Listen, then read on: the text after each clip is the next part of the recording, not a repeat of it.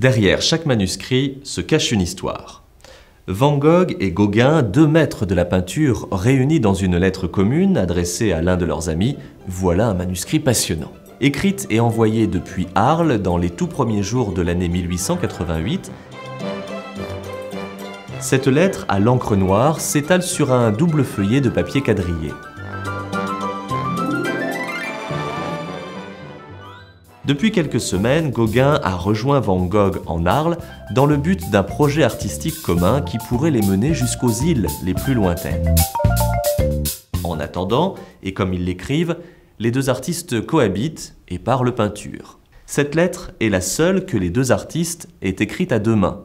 Elle était destinée à Émile Bernard, lui-même artiste, et qui, avec Gauguin, était à l'origine de l'école picturale de Pont-Aven. Au fil des lignes, Van Gogh évoque avec une grande lucidité leur travail commun, le manque de reconnaissance critique et l'incompréhension que suscite encore leur peinture. Van Gogh exprime avec emphase son admiration pour Gauguin.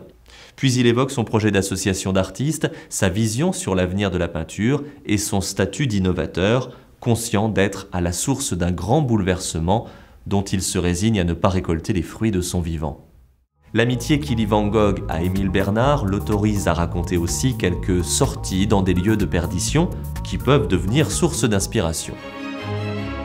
Après 3 pages et la recommandation d'écrire à un ami commun, Van Gogh cède la plume à Gauguin, qui lui ne tracera que quelques lignes pour évoquer des esquisses de Van Gogh et saluer son projet de peintre des tropiques.